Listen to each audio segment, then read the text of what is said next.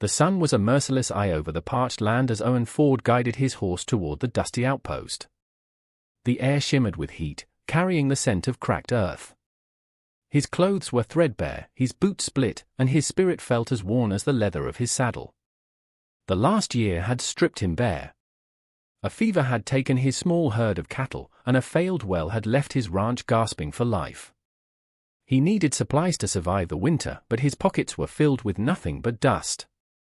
Owen had been a rancher his whole life, a solitary man who knew the language of the land better than that of people. When he reached the sagging porch of the trading post, he tethered his horse and pushed through the swinging doors. The air inside was thick with the smell of cheap whiskey and unwashed bodies. A few hard-faced men were hunched over a card game, their laughter sharp and cruel. Behind the counter stood Barlow, a man with a sneer permanently etched onto his face. Owen had a long-standing debt with him, one he had no way of paying. Barlow's eyes, small and dark like a rat's, glinted when he saw Owen. "Well, Ford, come to finally settle up?" he asked, his voice slick with false courtesy. Owen's jaw tightened. "I need supplies on credit, Barlow. Just until I can get back on my feet." Barlow let out a harsh laugh. "Credit? Your credit ran dry with that well of yours." He leaned forward, wiping the counter with a dirty rag. "But, seeing as I'm a generous man, maybe we can make another kind of deal." He gestured toward the back room. A moment later, one of his cronies emerged, shoving a young woman forward. She was Chinese, with long, dark hair pulled back in a simple braid. Her clothes were tattered, but she held herself with a quiet dignity that defied her circumstances. Her eyes, though shadowed with exhaustion, were clear and steady. She didn't look frightened, merely weary of a world that had shown her no kindness. "Bought her contract off a railroad foreman last week," Barlow said with a dismissive wave. "Quiet, works hard. Worth more than your debt, but I'll call it even. Take her, and you walk out of here with a clean slate." The room fell silent. The card players turned to watch, their faces alight with cruel amusement. Owen stared from Barlow to the young woman. "She's a human being, not a sack of flour," he said, his voice a low growl. "She's property, and she's my offer," Barlow shot back. "You want to clear your debt or not? Because if you don't take her, I know a few miners who'll pay double and won't be nearly as gentle." Owen's stomach churned. He looked at the woman again. She met his gaze, and for a fleeting second, he saw not defiance, but a flicker of desperate hope. He knew this was wrong, a line he never thought he'd cross. But the image of her being handed over to the brutal men Barlow mentioned was a horror he couldn't stomach. This wasn't a choice between right and wrong anymore, it was a choice between two evils, and he had to pick the lesser. After a long, heavy silence, he spoke, the words tasting like ash in his mouth. "Fine. I'll take her." Barlow grinned, untying the rope that loosely bound her wrists. He gave her a rough push toward Owen, who instinctively steadied her. She didn't flinch, just stood silently beside him. As Owen turned to leave, the laughter of the men followed him out into the oppressive heat, a sound that would haunt his conscience for days. He helped her onto his horse, and she settled behind him without a word. They rode away from the trading post, the silence between them as vast and empty as the desert stretching before them. They traveled for miles under the setting sun, which bled across the sky in hues of orange and purple. As dusk settled, Owen made camp by a small, trickling creek. He built a fire and offered her a piece of jerky and his canteen of water. She accepted the water, drinking slowly, but refused the food. Instead, she sat on the other side of the fire, her arms wrapped around her knees, staring into the flames. Her face, illuminated by the flickering light, was still and unreadable. Owen felt a wave of shame wash over him. "I'm not going to hurt you," he said softly. She gave no sign that she had heard him. He sighed and lay down by the fire, but sleep wouldn't come. He was a rancher, not a monster. What had he done? He watched her as the hours passed. She hadn't moved, a small, still figure against the vast, dark expanse of the desert night. He saw the subtle way she held herself, one hand resting protectively over her stomach. It was a gesture he'd seen before, on the wives of his neighbors. A cold realization washed over him, making his breath catch in his throat. Finally, he couldn't bear the silence any longer. "My name is Owen Ford," he said into the quiet. "You don't have to stay with me. In the morning, I can take you to the nearest town." This time, she turned her head, her dark eyes meeting his across the fire. Her voice, when she spoke, was quiet but clear, with an accent that softened her words. "And leave me where?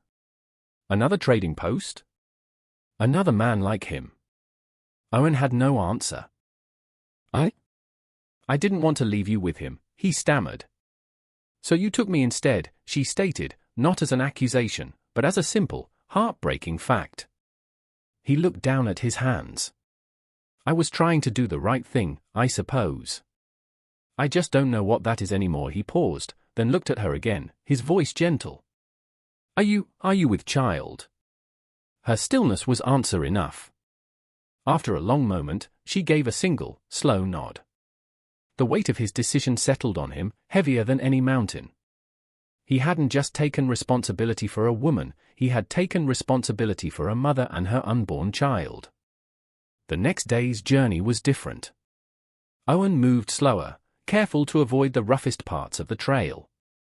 The silence was still there, but it had changed. It was no longer a wall between them, but a shared space of uncertainty. When they stopped to rest, he gave her the softest part of his bread and made sure she drank plenty of water.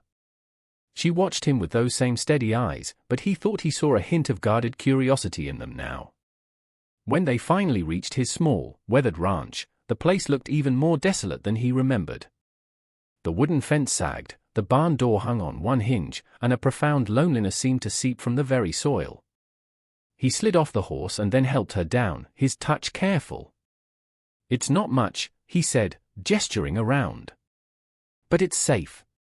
She looked around, taking in the humble cabin and the quiet, empty land. "My name is Mai," she said softly. It was the first time she had offered a piece of herself. Owen nodded. "It's good to know you, Mai." The first few weeks were a delicate dance of unspoken rules. Mai was a quiet presence, moving through the small cabin with a grace that made it feel less empty. She was a hard worker, insisting on helping with chores despite Owen's protests. She mended his worn shirts with stitches so fine they were nearly invisible, tended to the small garden he'd neglected, and cooked meals from their meager supplies that tasted better than anything he'd eaten in years. She never spoke of her past, and he never asked. One afternoon, as she was hanging laundry, she suddenly swayed, her face pale. Owen rushed to her side, catching her before she fell. He helped her to a chair on the porch, his heart pounding with worry. "You have to rest, Mai," he said, his voice firmer than he intended. "You can't keep working like this." She looked up at him, a flicker of fear in her eyes. "If I do not work, I am a burden." "You're not a burden," he said, his voice softening. You're a guest. And you're carrying a child. That's the most important work there is." From that day on, a new understanding bloomed between them. He took over the harder chores, while she focused on the house and garden. They began to talk more, sharing small details of their lives. He told her about his dream of raising cattle, and she told him about her village in a faraway land, of the family she had been forced to leave behind after being tricked by promises of a better life in America. He learned she was a widow, her husband taken by a fever during their voyage. She had been sold from one man to another ever since. He was the first person who had shown her any kindness. One evening, Barlow and two of his men rode up to the ranch, their arrival shattering the peace they had built. Barlow's eyes scanned the property, a greedy sneer on his face.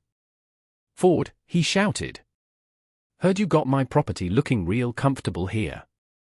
Owen stepped onto the porch, his rifle held loosely at his side. Mai appeared in the doorway behind him. "She's not your property, Barlow. Our debt is settled." Barlow's gaze fell on Mai, lingering on her now visibly swollen belly. His eyes lit up with a sickening realization. "Well, now. Looks like the deal included a bonus." That baby is mine too. It'll fetch a fine price at the mining camps. A cold rage, pure and absolute, surged through Owen. He raised the rifle, his aim steady. "You're not touching either of them," he said, his voice dangerously low. "Get off my land. Now." Barlow hesitated, seeing the unwavering resolve in Owen's eyes. He wasn't the same desperate man who had stood in the trading post. This was a man protecting his own. With a curse, Barlow turned his horse and rode away, his men following close behind. When they were gone, Owen let out a long breath. He turned to see Mai looking at him, her eyes shining with unshed tears. For the first time, he saw not just gratitude, but trust. As winter approached, the days grew shorter and colder. Mai's time was near. Owen had ridden to the nearest town to ask the doctor for advice, returning with clean cloths and a book on childbirth. He was terrified, but he refused to let her see it. The baby came during a fierce blizzard that buried the ranch in a thick blanket of snow, cutting them off from the world. Mai's labor was long and difficult. Owen stayed by her side, holding her hand, wiping her brow, and whispering words of encouragement. In the heart of the storm, with only the howling wind and the flickering lamplight as witnesses, a new life entered the world. A small, healthy baby boy. Mai was exhausted but radiant, holding her son close. She looked at Owen, her face soft with a profound, quiet joy. "His name will be An," she whispered. "It means peace." In that moment, holding the tiny, sleeping infant, Owen felt a shift deep within him. The loneliness that had clung to him for years finally dissolved, replaced by a fierce, protective love for the woman and child who had unexpectedly become his family. The ranch was no longer a place of solitude, it was a home, filled with the soft coos of a baby and Mai's gentle humming. Owen worked the land with renewed purpose, driven by the desire to build a future for them. He fixed the fences, repaired the barn, and his small herd began to grow. Mai, a natural mother, cared for An with a love that was a wonder to behold. They settled into a comfortable rhythm, a family forged not by blood, but by circumstance and choice. The outside world, with its prejudice and cruelty, felt 1,000,000 miles away. Here, within the bounds of their small ranch, they had created a sanctuary. One evening, as the sun set, casting long shadows across the valley, Owen sat on the porch, watching Mai rocken to sleep, singing a soft lullaby in her native tongue. The melody was both beautiful and heartbreaking, a song of a home lost and a new one found. He looked at the gentle curve of her smile, the love in her eyes as she gazed at their son, and he knew, with a certainty that settled deep in his soul, that he was finally home. The lone rancher was no longer alone. He had accepted a debt payment and received a treasure beyond any price, a family to call his own.